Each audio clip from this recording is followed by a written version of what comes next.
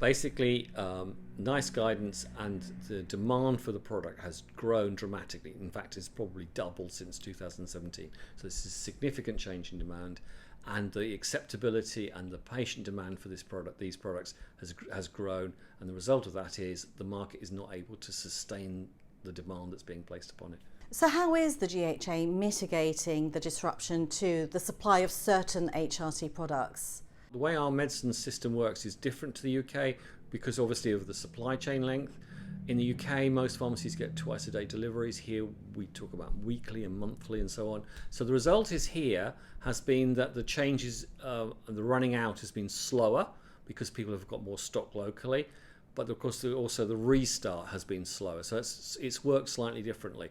But the effect of this has been that we get advice from the UK about what alternatives can be used, and we are circulating that to key clinicians, particularly GPs, and to our community pharmacy colleagues.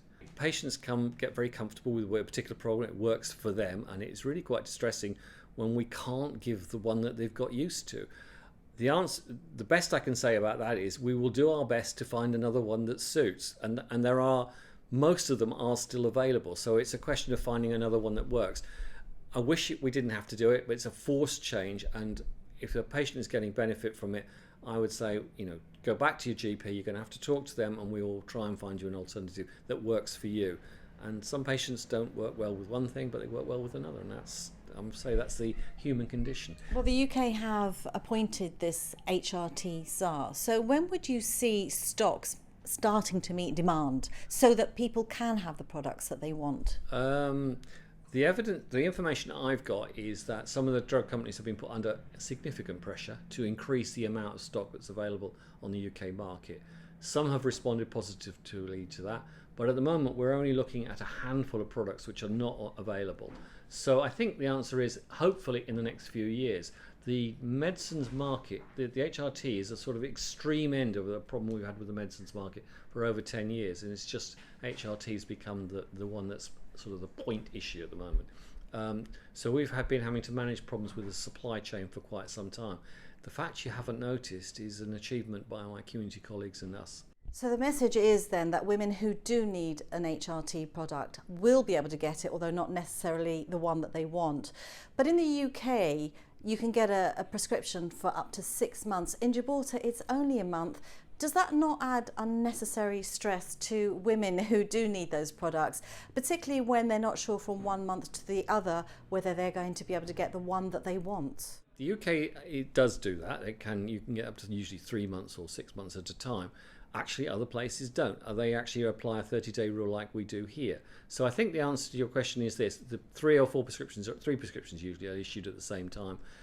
And if we have a problem, we will know about it and we'll be trying to sort that out before the patient reappears.